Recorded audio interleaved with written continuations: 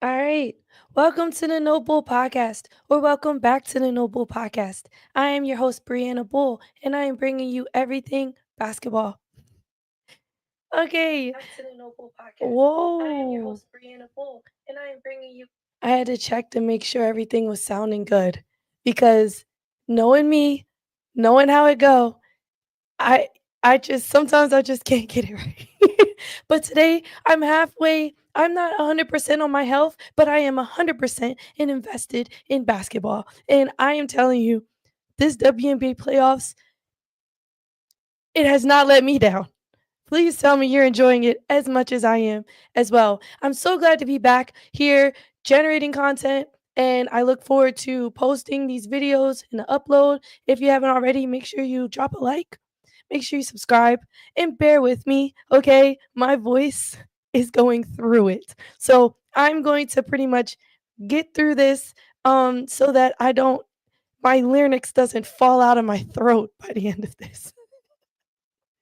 Okay. Um I also know it's football Sunday, so we still got to talk ball because today the second round of the WNBA playoffs kick off, and I didn't want to miss this opportunity to talk about it before round 2 started since I haven't been with us since round 1.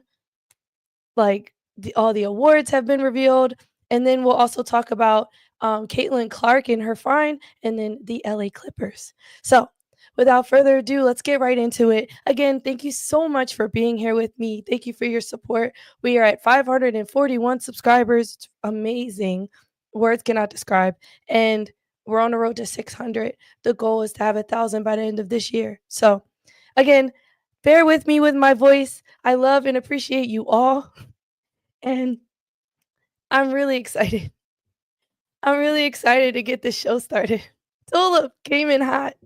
Said, dang girl, drink some lemon water. My voice still sounds super sexy, I know. Okay, let's get started. Let's get started. Um, okay. So WNBA playoffs. Um, we witnessed round 1 already. It's in the books, and what a mix of expected stompings and jaw droppers. All right. Maybe for you all, but not for me. I called the Indiana fever. I called it. Insert clip now. when I post this and upload this, we will talk about that.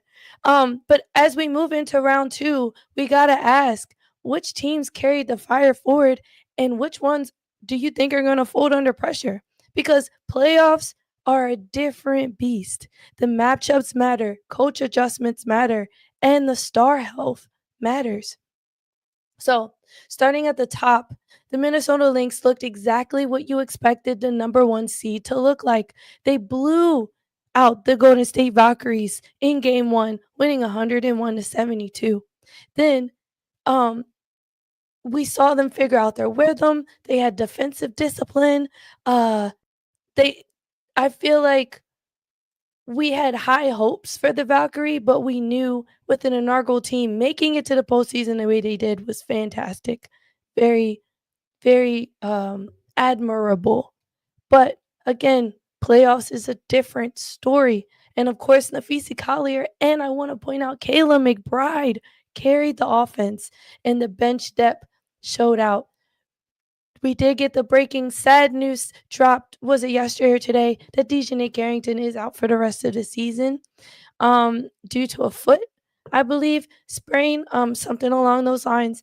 And it's really that really sucks because that that young lady, woman, she showed us how great of a player she is fitting into this already great team, and I believe she truly elevated them. So to see her not be there for the playoffs is like, dang. But I don't think this is going to be too much of a hit for their already stacked team.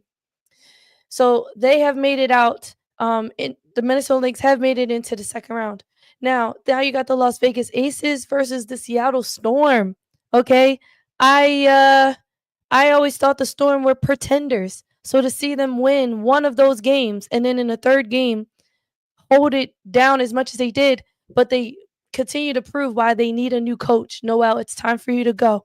Um, but it was really the Aces who closed out strong from a so and so mid-match stretch because when these teams seen each other before, I think the game overall was going to be a wild card as the Storm have beat the Aces, but the Aces have also beat the Storm.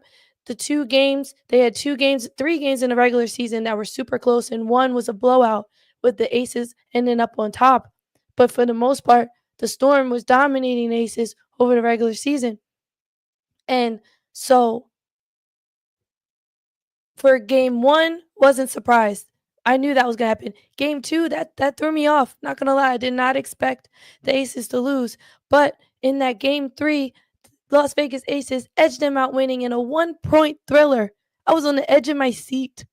Maybe and I'm like, that bucket, like, obviously, we want the ball in H's hands, and I had every faith that the ball was gonna drop. What I did not anticipate was the shortest person on the team, Jackie Young, to grab that putback board and layup on with, like, what was it, like, 2 seconds left? It was pretty cool. Another notable thing I wanna point out is Becky Hammon had, um I just think she did fabulous with her subbing, and, the Storm, yeah, Nneka did what she could. Skylar did what she could. Erica Wheeler did what she could. Erica Wheeler, shout out to Erica Wheeler, man. But we just seen again with that putback bucket by Jackie Young how much resilience matters. And when pressure mounts, you gotta find ways to win. And the Las Vegas Aces found that way. Oh, and also shout out to Chelsea Gray. Shorty, get a busted lip, still coming out there hitting threes, banging threes. She looked way too comfortable out there for, and I'm really concerned for the Indiana Fever facing the Las Vegas Aces today. Yeah, we'll get into that. And then the wild speaking of Indiana Fever, the wild card surprise.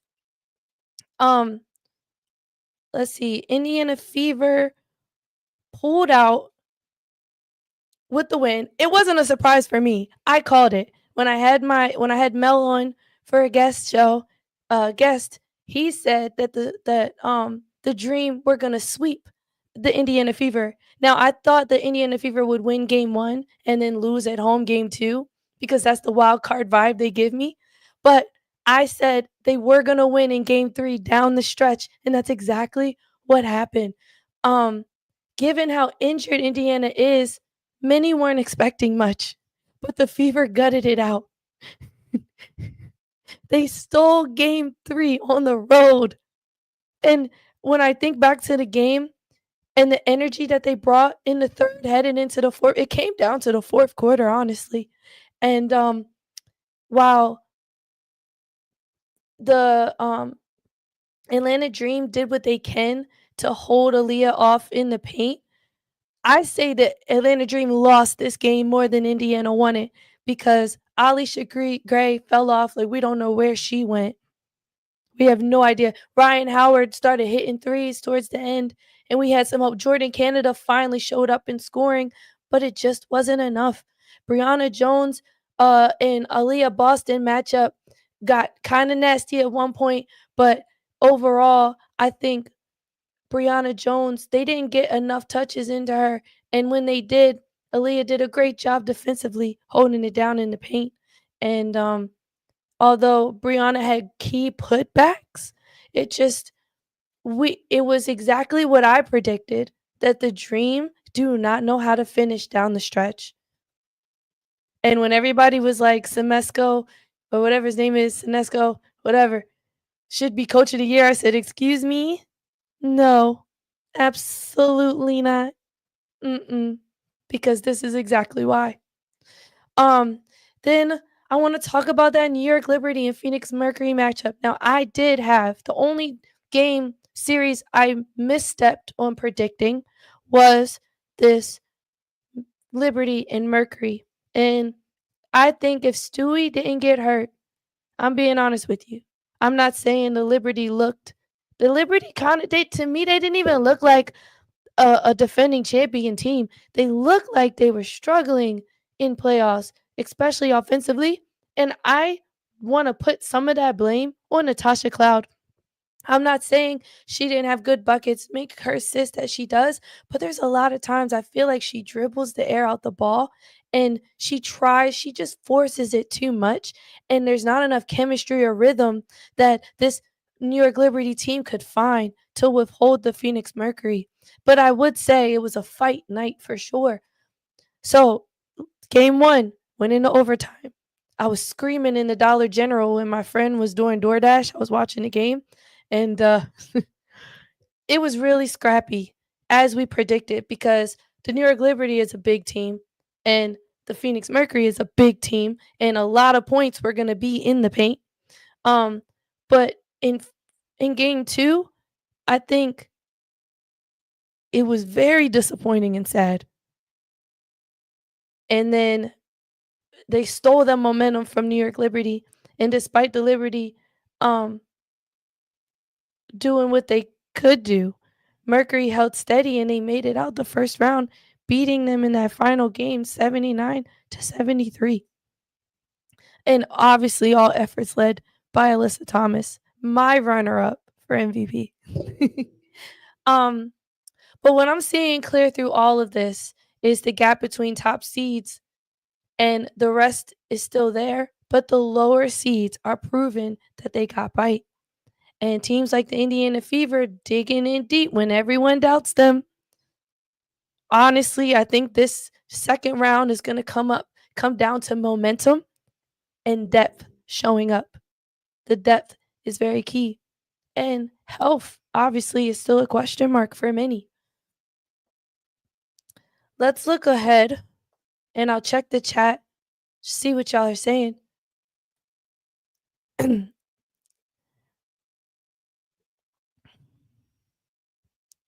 Everybody's saying my voice is breaking. Yeah, I am sick, but I haven't been on in a while and I wanted to muster up everything I could to give y'all some content and just share this day with you in basketball before we head into the second round. But I'm thankful for everybody who's tuning in. If you haven't already, make sure you subscribe, drop a like, and let's keep going.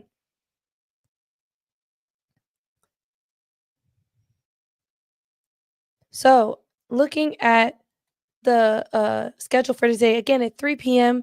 Eastern Time, we have the Indiana Fever versus the Las Vegas Aces. And again, in the first round, it was the best of three series.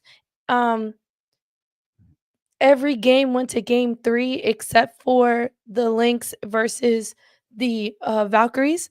Now, for this round two, it's going to be the best of five series. Okay. So we're gonna have one game at home, one game away, one game back at home, and then two games. Um, wait, did I say no? It's home, home, away, home, home, right? Yeah, I think that's what it is. So, um, Indiana Fever. Right now the playoff odds, and it's gonna be on ABC today. Okay, so if you have YouTube TV, maybe put on like three, and you got the four squares. Maybe put on three football and one basketball. Yeah, maybe put the playoffs on. I know that's what I'll be doing. But the house has obviously the Aces and Fever to win this by a negative 8.5 spread. And because this Indiana Fever team is such a wild card team, if you look at the regular season, these teams matchups, you see Indiana Fever won, and also you see the Aces have took away some home wins as well. They played each other three times in the regular season. First time was in June. That's when Caitlin was still there, and the Aces beat them 89-81. Uh, Fast forward to July 3rd. Again, I think Caitlin was still there. She was not hurt, and they beat the Indiana Fever, blew the Aces out 81-54. But at this point, the Aces were still very disappointing of a team, and people were very confused as to why they were so trash. And then fast forward in the same month, the Indiana Fever beat them again 80-70, but that time it was without Caitlin Clark. And so, need to know about these teams. Indiana allows the second fewest opponent 3 goals per game, And the Las Vegas Aces rank third in 3-point percentage, right? And we see a lot of that from Chelsea Gray, Jewel Lloyd, and at times Jackie Young may shoot that three. She'll let that thing go for sure. And our GOAT, our MVP, Asia Wilson, has shown us these past 16, 17 games that she will let that thing go and she will hit it, knock it down. She's been shooting very well beyond the arc. With this Indiana Fever defense, I love how active Shea Petty is. She comes off the bench and she's super active in the passing lanes. But what I don't understand with this Fever team is sometimes they're active hands and all up in people's faces, and then sometimes they're not. So that leads me to believe they might be preserving energy. Is that a possibility? Or are they is this a speak is this speaking to their inconsistency? I'm trying to figure out why on sometimes you see them super aggressive on defense and at other times you see them completely fall apart and they're so far and few in between. Am I saying that right? It just begs the question as to why. Because I know they have it in them. But with this momentum, it might carry on into this game one, and they're going to have to be aggressive with this Aces team because the Aces team, in my opinion, are a more aggressive team. We're going to see that key matchup between Asia Wilson and Aaliyah Boston. Maybe sometimes Natasha. And then they also have, what's her name? Turner? Is her name Brianna Turner on the Indiana Fever? I don't think she's good at all. Anybody can blow by her. Jordan Canada, Alicia Gray. Now they're at the top tier of guards in this league, but anybody could blow by Turner. I'm just saying. I was concerned for that young lady. Let me see what the chat's saying. Oh, the chat's not really lit right now. Okay, let's keep going. We have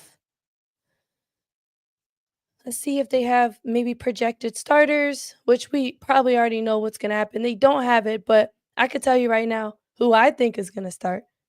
Um, Maybe we can go also to ESPN see what they talking about.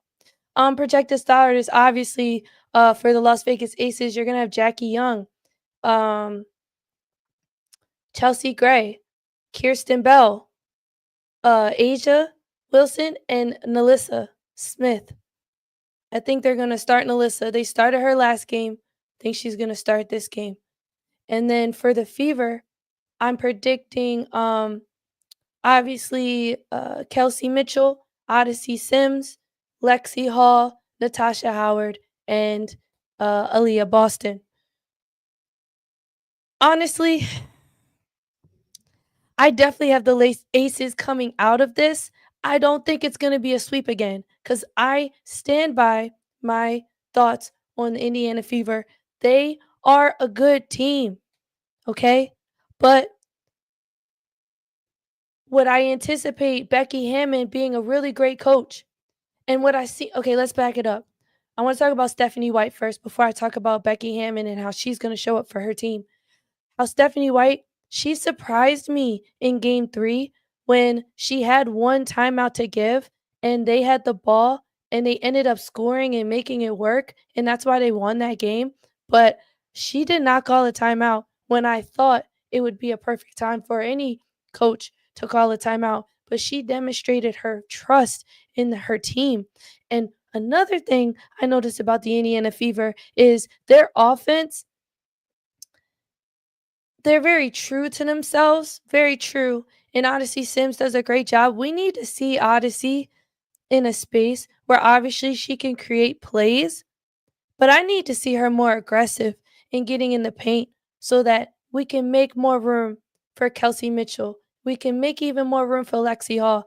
Speaking of Lexi Hall, we're going to need her to get in double digits of scoring if this Indiana Fever team has any hope of winning. Players like her are key make or break. It's not the big stars. Obviously, I believe they always show up and do what they need to do, and we call them out when they don't. But it really comes down to the depth. And right now, the Las Vegas Aces have that advantage over the Indiana Fever is their depth. So I uh I really believe that obviously Aces are gonna take this the first game. Okay. It's no doubt. What I want to see is it not be a blowout. I want to see some good basketball. And I do believe the Indiana Fever will come through with that for sure. If everybody stays healthy. Okay. Um, I'm just gonna check the chat real quick.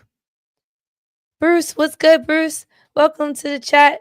Look, I've been going through it. Okay. Going through it. Uh, that's why my voice is bad, but hopefully the go I won't be down bad too much longer, but I still wanna show up and give as much content as I can. Um, Randy Mayo said Aces is gonna take game 2 games. You know, I because and I don't like the 3-game format because it's like, how can anybody get themselves together in 3 games? How you need time to get comfortable, to make adjustments, and, I believe what you're saying. I think Fever are gonna end up forcing that game 4, for sure, for sure. I just need to take a quick breath. Okay, let's keep going though. Some key, of my last and final wrap up thoughts about this Indiana Fever team and the Aces, but specifically the Indiana Fever, is their players are inconsistent in themselves and in their because of that their system is inconsistent. So I'm really hoping that with their defense, they're going to have to rotate as fast as they possibly can because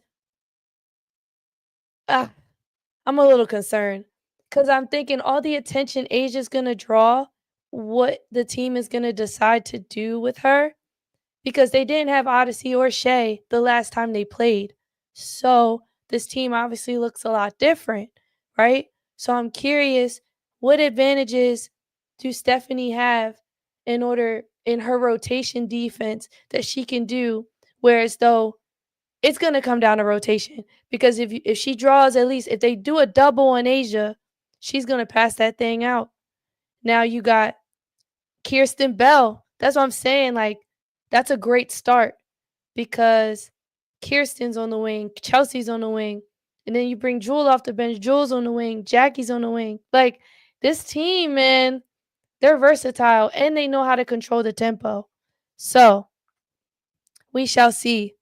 Sometimes I question, I don't know how fast paced of a game this is going to be, but that might be one of the only advantages that Indiana might have for them is pushing tempo. Um, but that also can work out in the bad side for them because of their lack of depth and obviously how tired they get. But um okay, so let's keep going and we'll talk about this second game that comes on at 5 p.m. Eastern time, and that is the Minnesota Lynx versus the Phoenix Mercury. And I would say out of the two games on the docket, I am more excited to see this Minnesota Lynx versus the Mercury because um first of all, the house has Minnesota Lynx winning -8 to +8. And to me, the Phoenix Mercury seems to have a chip on their shoulder. Nobody on their team won awards, yet they had some all-stars and the attitude and the grit, like they get into it with almost every team they play with cuz they got some mouths on them. But the way they play too is like super most of their points come from the paint and um, we're starting to see a lot from Copper. Copper's been killing it. I'm really curious to see who on the Minnesota Lynx is going to stick Copper. And then also, obviously, Alyssa Thomas and Nafisa. I can't wait to see that matchup. And then um really curious to see uh how Natasha Heidman for the Minnesota Lynx is gonna step up too, like what their bench is gonna continue to produce. Oh, and also Alana Smith. I almost forgot. Alana Smith versus Natasha Mack. Oh my god.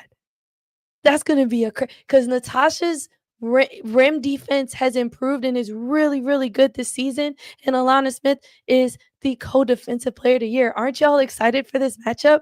I can't believe that the house has Phoenix at +8, and if I was the Phoenix Mercury, hell yeah, I'm going into this game with a chip on my shoulder. I'm not saying that the Minnesota Lynx are super. What I believe is that this game is going to be so close that the Phoenix Mercury just might take game one. I can see it happening. Let's take a look at some need to knows. So, Phoenix is ranked fourth in fast break points per game, and they like to push it. Man, AT pushes the hell out the ball. Every chance they get, they're pushing that thing. And then Minnesota allows the second fewest opponent fast breaks per game. And we've seen the Minnesota Lynx transition defense is awesome. Magnifico. So I really enjoy it.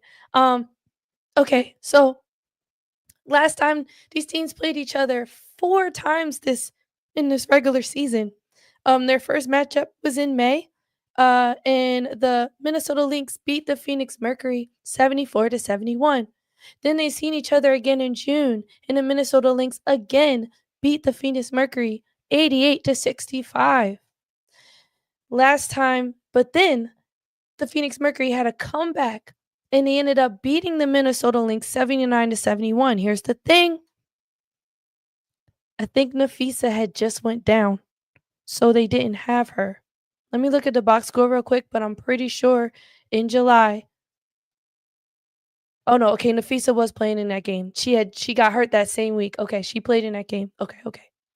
And then in July 16th, the Minnesota Lynx beat the Phoenix Mercury 79-66. So out of these 4 games, the Phoenix Mercury have only managed to beat them 1 time. And they haven't seen each other since July. Now, let's see if they have projected. Probably not. No, they don't. But that's okay. Again, just checking out this injury report. The only person that I see on here that's notable is Dejanay Carrington. Um, uh, so we know how much the bench for the Phoenix Mercury contributes to their success because they bring out key players like Sammy Whitcomb and DeWanna Bonner. And me personally, when I look at the Phoenix Mercury, and this is just me, when I look at them, right? I feel like if it were me, I'm starting DeWanna. I'ma start DeWanna. I'ma start her over what's shorty name? Hmm. I'm starting her over wait. Is it Monique Akumakani that starts? Or is it Lexi Held? Hmm. Let me look at their last starter. I can't remember. Maybe Lexi comes off the bench. Mm, mm, mm, mm, mm, mm. Okay. But I see why they bring Dewana off the bench, but I like I like the way that they could start her too. Okay, so yeah, so Monique starts, right? So Alyssa Thomas, Natasha Mack, Satu Sabali, Kalia Copper, and then you have Monique Makani. And then, like I said, they'll bring Dewana and Sammy off the bench for at least 20 minutes a game. So if I'm the Phoenix Mercury, I'm gonna start Dewana and bring Monique off the bench. But I'm not. I'm just a friendly podcaster. Hey, how you doing? But I like these matchups across the board. again, we're gonna see a lot of points in the paint, but I'm curious to see, is Bridget Carlson gonna step up and hit some threes for us? Is Sammy Whitcomb gonna do the same thing? Is Satu gonna hit threes? One thing I love, Copper has been drawing a lot of attention, but because they like to push the tempo,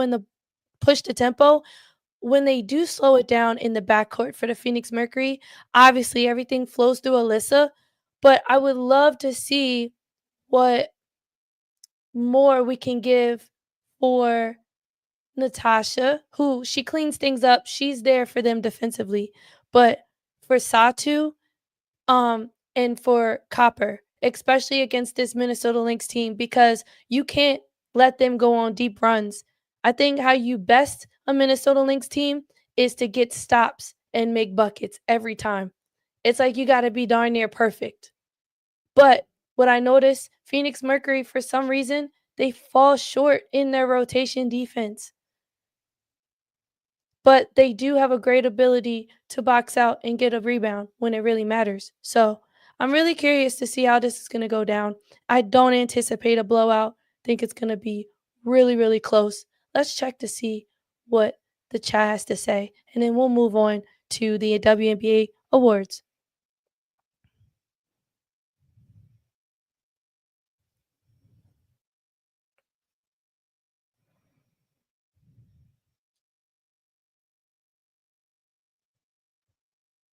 So um my point with Dewana Bonner is that I think she's had a great playoff run. I think she's played fabulous. Let me real quick pull up her stats so we can actually talk about the paper, but just watching her play, I think the Fever really missed out on her. They could have really used her. And in my opinion, they should have started her and benched Natasha Howard and let Natasha come off. Just saying. Based on what these two players have been doing in the playoffs, I feel like they missed out on Dewana.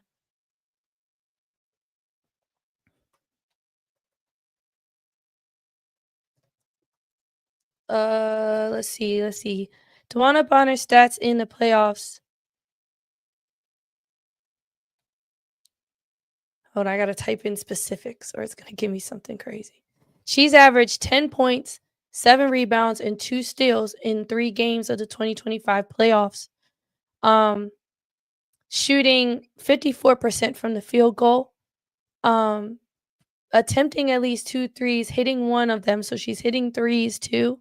But she brings energy for them. She doesn't really get to the free throw line that much, but you know, she does foul a lot, but that's okay. She don't really turn the ball over either. I'm just saying. I really enjoyed watching what Dewana has done so far, and I don't anticipate her play falling off anytime soon. Like I said, this Phoenix Mercury team has a chip on their shoulder, and I'm excited to see this game tonight. Um, okay, let's move on. I've thoroughly enjoyed this topic, but I have spent an incredible amount of time on this topic. I didn't anticipate myself to, but just remember, if you know bull, you know ball.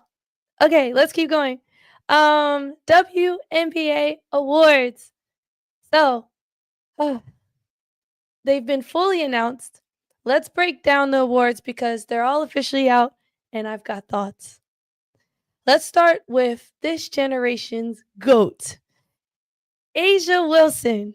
She didn't just win MVP. She ran away with 51 of the 72 first place votes. That's not a close race. That's domination. Statistically, she's been unstoppable. Domination. I'm going to just keep using the word domination. Okay? She's been dominant in scoring. She leads the team in scoring. League in scoring. She leads the league in scoring. She took Nafisa's spot in the top and and managed to finish top of scoring, rebounding, defending, blocks. She lead the league in blocks, carrying the Aces into the postseason with that late season push and that awesome historical 16-game win streak. I don't know if it was historical, but damn, it was impressive. To me, Asia deserved it, and I wanted her to win. She's now the only player in WNBA history with 4 MVPs. And this wasn't the only thing she made history this season. She made history like 3 different times this season. First, it started off when she was the first player the fastest to get to 5,000 points. Then she was the first player ever to get a 30 and 20 game. Then she was the first player ever to get like 4 30-point games in a season or something like that. Then she was the first player ever to get co-defensive player of the year. Now she's the first player ever with 4 WNBA. Shorty is the GOAT, man. But here's what gets interesting for me in the WNBA MVP award. Before the award was even announced, Cheryl Reeve, the head coach for the Minnesota Lynx, went to bat for Nafisa Collier. I consider Cheryl to be a media whore. I'm just saying, because every chance she gets super political with things. And yeah, she's defending her player, but to me, it was like she already knew what was going to happen. And this speech was just her running her mouth again, because she just be running her mouth in the media. Like, she can't just be like Nasaki or Stephanie, coaches who just got, yeah, I'll just say this real quick and I'll keep it pushing. No, she got to like say paragraphs and paragraphs of stuff. Like, anyway, she said flat out, Fee deserves that MVP. And she wasn't just talking. She claimed she had her receipts, and she do, because Collier was just the second player in WNBA history to post a 50, 40, 90 season while averaging over 20 points per game. And yes, that is insane efficiency and consistency, and it speaks to her all around game. So when you hear Reeve making that case, and then you see how lopsided the votes turned out, you've got to ask, was Collier duped? Or did the narrative just tilt too heavily towards Asia, but it was Asia's doing? Like, I think if you look at what an MVP truly is, despite the Minnesota Lynx getting number one and having the best record in the WNBA season, regular season this year, Asia was the definition of an MVP because her team was losing in the first half. And then in the second half, they went on a 16-game win streak. Come on. Led by Asia, making history, dominating. She got 2 WNBA awards this year. Obviously, that's why I asked this lower third question, y'all. That's why I asked it. MVP debate, is it dominance or efficiency?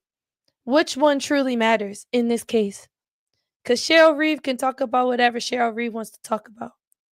But at the end of the day, dominance or efficiency? Okay, I wanted to start off with that. Let me see what the comments are saying.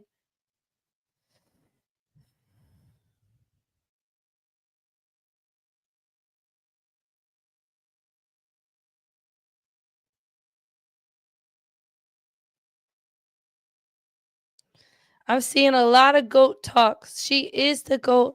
There will be no argument when she retires. She is the GOAT of this generation, hands down. And if I do wonder, if Nafisa didn't get hurt, would the votes not have been so lopsided? But I feel like even if Fee didn't get hurt, Asia still would have, because even when Fee came back and those two played each other, Asia dominated again. So yes, Nafisa's efficiency is pretty cool. So to be talking most valuable player, I get most of the Minnesota Lynx offense runs through Courtney Williams and Nafisa for sure. We see it. Other players probably get the shine taken away from them because it's like, yeah, let's get Fee the ball. And we get why, right? But Asia, I think even her team got better as she was dominating. That's a true MVP. That's a valuable player. She's so valuable, not just to her team, but to the league and to the legacy of the WNBA. And I'm really happy that she won that, because I'm not gonna lie, when I saw her get co-defensive player of the year, it triggered me a little bit because I got co-defensive player of the year in my junior year, and I thought that was phony. And Asia didn't even accept the award. Her parents accepted on her behalf. And I'm not saying because she thinks the award is phony, but I'm just saying I did not. I thought it was a foreshadow that, oh yeah, they're gonna give Nafisa the MVP, but no. it was like genuine, authentic votes. Like, no, she's this good. She's getting 2 awards, 2 of them things. It was just so good, really fun, right? So now that we're talking about co-defensive player of the year, I do want to talk about who she shared the honor with was Alana Smith. And again, it's the first co-defensive player of the year in league history. And it just hit home for me. And I know how it feels to share the spotlight.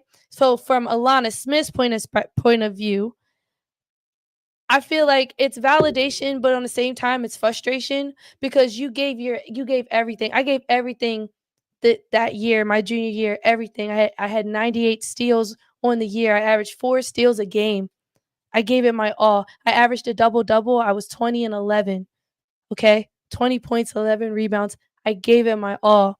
So when I saw they gave me co-defensive player of the year with someone else who I felt like her team won more games, but I had a better season, I was like, ah, damn, man, damn. Anyway, shout out to Alana Smith and shout out to Asia Wilson.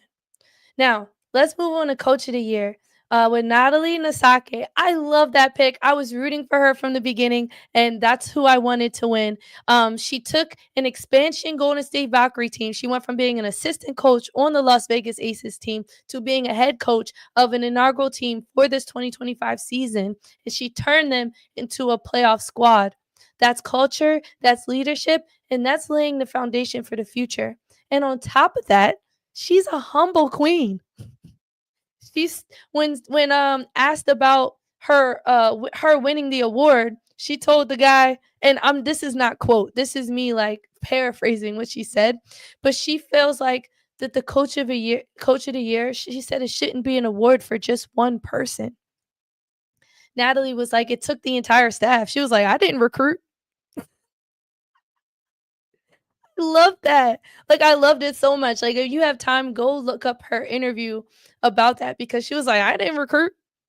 Okay, like it took us all. So I don't think it should just be one person. I mean, she literally was like, I could not do this by myself. And that just speaks to her character and her love for the game and love for her job and the passion for just team. And I admire that greatly. So I'm really happy for Natalie. She deserves it. Now let's talk about like actually let's keep it going. I was gonna talk about six man of the year, but let's talk about most improved player of the year going to Veronica Burton from again the Golden State Valkyries. And I think she grew into this role that she had, obviously with a few turnover hiccups. But I just don't think anybody saw her coming being this indispensable key part, and she managed through so many rotation changes, Kayla Thornton getting hurt, Tiffany Hayes, Temmie being gone. Like that team seen so much, and Veronica was steady the entire time, and that just is a true testament to her grit and her comeback. And I'm really happy to see that she got most improved player. And again, just speaks to the Golden State Valkyries as a whole. And I'm excited to see what that team is going to bring next year, along with its fans and the support for the organization as a whole. Um, and then let's talk about Naz Hillmon, who grabbed sixth player of the year. I was gonna say six man, but six woman of the year.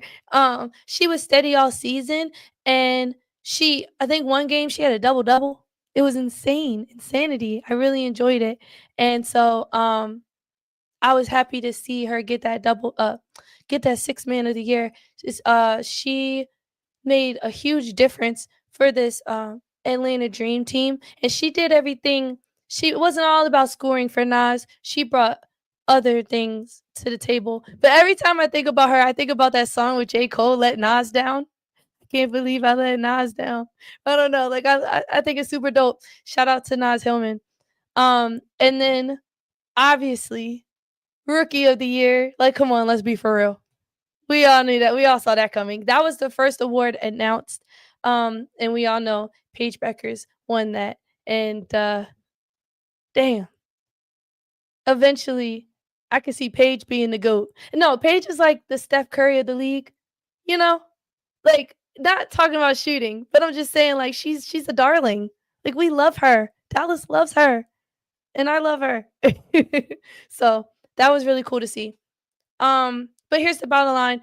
I agree with every single award this year. The league got it right, but the conversations around it, like Reeves pushing for Collier right before she lost with only 18 votes. And then we had the first defensive player of the year made in history. So these awards aren't just trophies, they're narratives that shape how we're going to remember this season and how players are seen headed into the next. And despite all the controversy with the WNBA, I think this is a fantastic way that we're ending the season. And I'm excited for round 2 of the playoffs today. Okay, let's this is what a kickoff of round 2. Let's move on, okay? Because I have somewhere to be and I'm already running really late. But let's move on to let's see real quick what chat's saying. What do I think about that Noel firing? We all saw it coming. They got worse after giving up the first round. Absolutely. Abso-freaking-lutely. Thank goodness. Got her out of there. Next is Tyler. Let's get him out of there. Um, yeah, it was time. It was time. The culture was going downhill. The players went downhill, and yeah, they made it into the first round of the playoffs. But I think it wasn't because they deserved it. I think it's the LA Sparks just couldn't do it. But I I think Noelle bit off more than she could chew this year. And I don't want to see players like Dominique Malanga, who, by the way, made history herself, being the first teenager in the WNBA to get a double double in playoffs.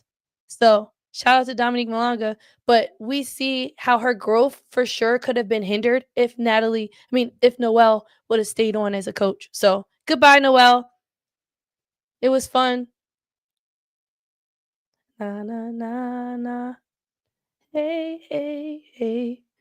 Goodbye. Okay, let's keep going. Um, Caitlin Clark. Let me pull it up. Okay. Just remember, if you know bull, you know ball. So, Caitlin Clark, recent, she got fined $200, not for a hard foul, not for an injection, but for the comments that she made online. She writes under a fever Instagram post, refs couldn't stop us. And suddenly, the league pulled out their league ticket book. They done made some bread this year off of these players, okay? $200 though. I think the fines amounts are kind of funny. I'm not gonna lie. I think the highest fine amount I seen was a $1,500. And that kind of speaks to how much money the women are making, but it's nowhere near compared to the tens of thousands of dollars the men get fined. So it's so funny to me, $200. Okay. Um, so and then Caitlin goes to laugh it off on Twitter. She said, got fined $200 for this. LOL. Now here's the thing. This is way more than money, because $200 to a pro athlete is nothing, but the fine itself is symbolic. What the WNBA is saying is, we see you, we're watching your words, and there's a line that you cannot cross. They have stayed firm in the regulation and protecting the refs, right?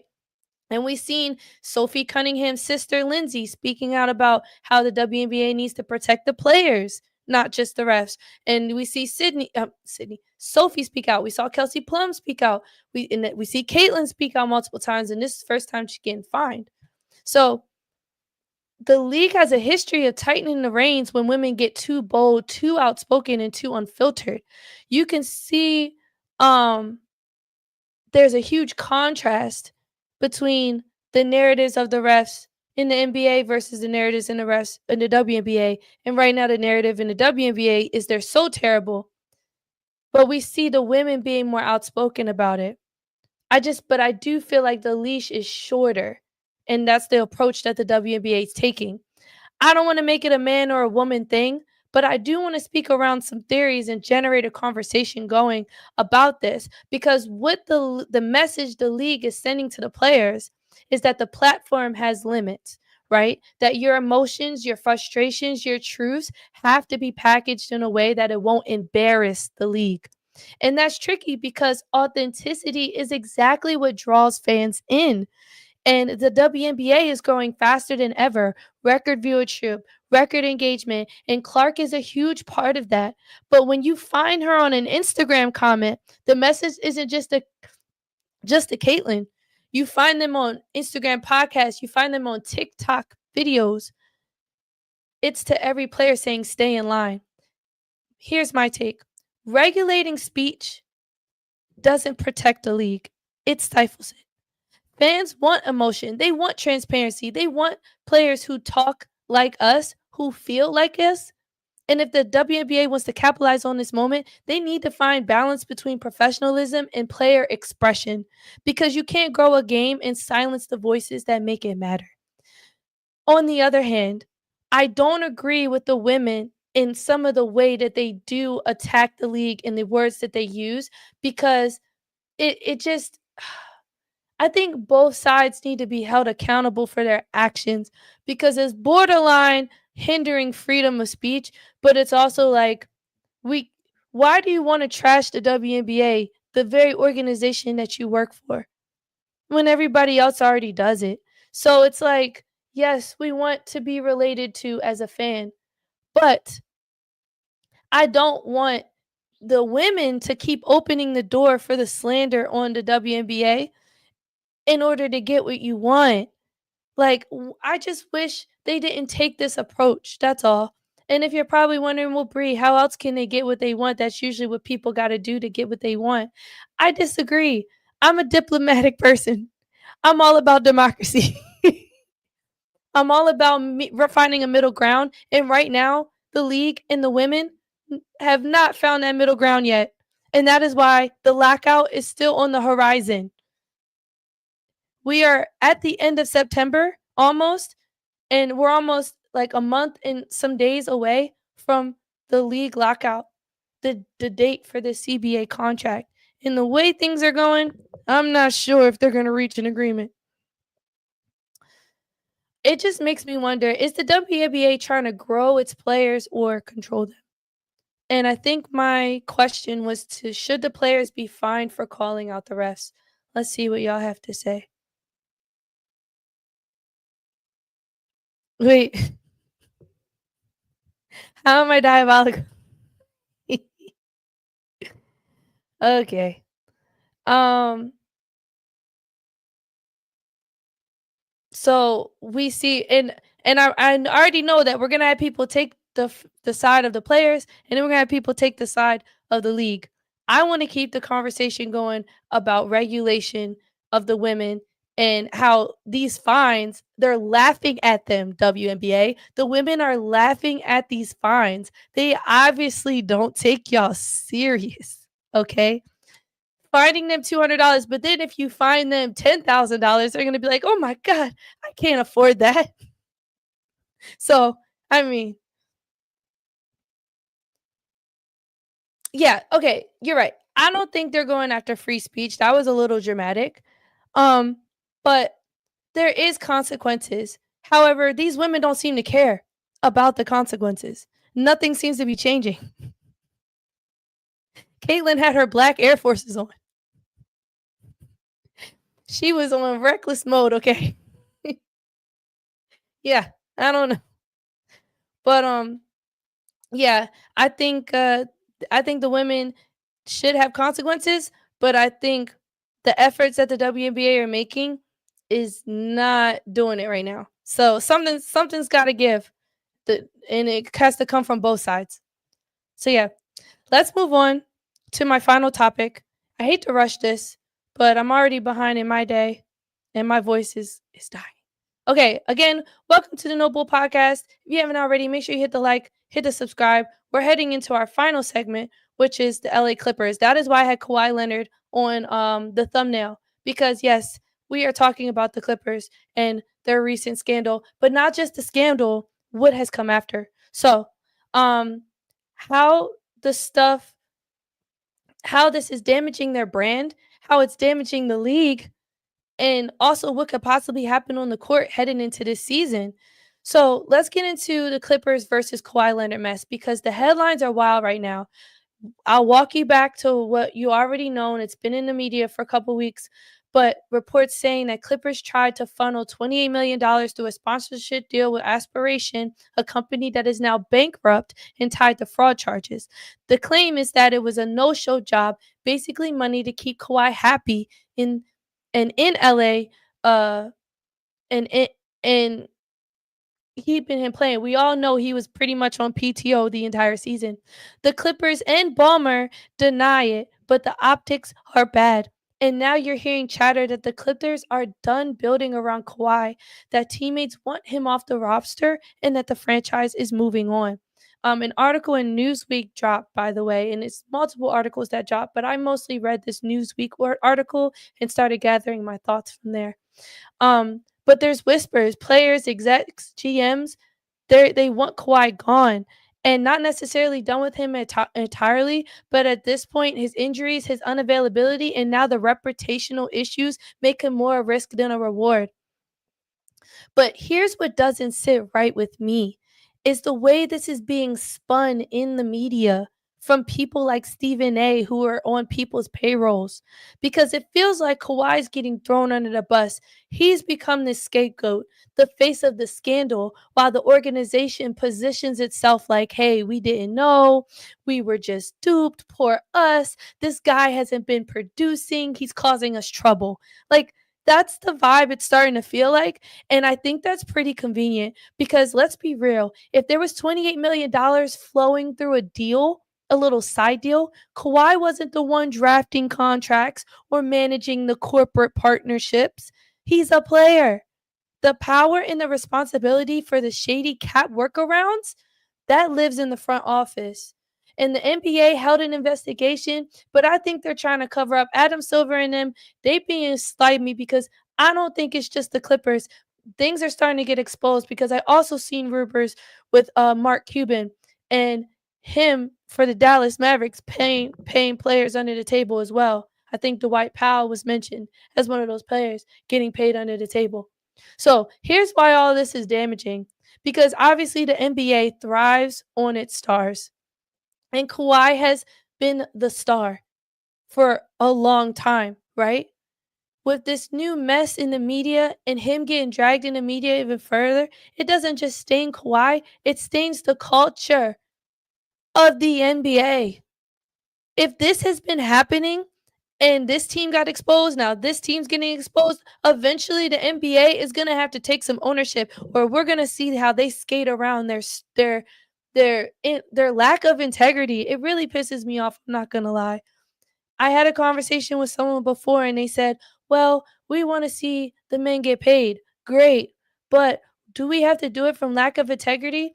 Maybe I'm a little sensitive to the fact that the WNBA is fighting so hard just to get paid while the men get paid all millions of dollars and that still isn't enough for them, that we have to lack integrity and do workarounds to cap.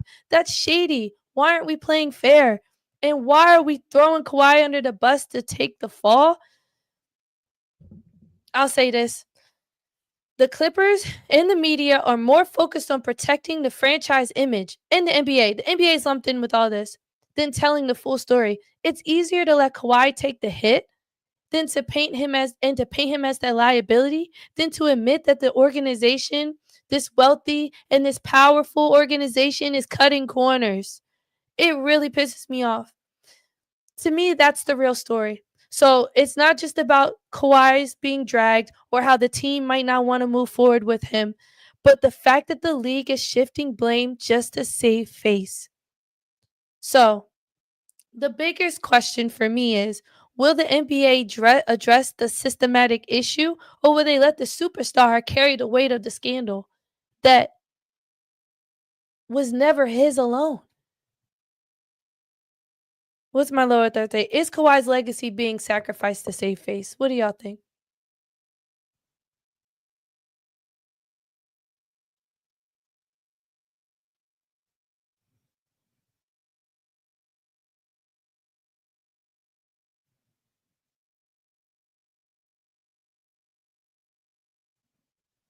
Welcome, Reese from Philly, the Red Dragon. Welcome. Reese had some messages about my last segment, but it's a good message. Exactly. I come down to the principles. I come down to the integrity, and that's what I wanted to point out. Um, Principle versus money, principle versus power. We keep seeing a lot of that being in question for basketball this year in both leagues. WNBA with the Sun negotiation sale and the U.S. Senate stepping in, and we see it with fines with the players and the protest of paying more, and the league officials not doing their jobs or them being accused of not protecting the players. And then we have in the NBA side of things, we have scandals of cap workarounds. While they already have soft cap, a lot of these teams are in the negative by millions of dollars. I was looking at the cap for the not the Warriors. What team was it? It was the Lakers, I think. Damn, what team was it? I was looking at the cap space for one team and they were negative 79 million in the hole for cap space. So, it's just the fact that they get all this grace and it's still not enough. Come on, y'all. Come on. Really pisses me off. Um, but we're gonna see. Again, make sure you tune in. This has been a really fun segment. I hate to kind of rush that final segment off, but my voice is going through it. But I appreciate all of your support. Again, make sure you check out round two of the WNBA playoffs on ABC and ESPN today, 3 p.m. Eastern time. You have the Indiana Fever versus the Las Vegas Aces, and then at 5 p.m. Eastern time, you'll have the Phoenix Mercury visiting the Minnesota Lynx. And what would be really fun if, after all round two is said and done, we see the Las Vegas Aces versus the Minnesota Lynx. Man, man, and the first time ever the WNBA is doing game 7. Okay, I'm getting ahead of myself. But yes, tune into WNBA and then keep on this lookout for the NBA and what the moves that their offseason moves are doing as the WNBA season winds down and the NBA season will kick off here in about a month. Okay, so it's a lot of exciting stuff. Congratulations again to all the WNBA players and coach for their awards this season and bringing us a fabulous season. Okay. And I look forward to talking more about um, whatever's in store for us. As always, if you know bull, you know ball. And I will see y'all soon. Much love.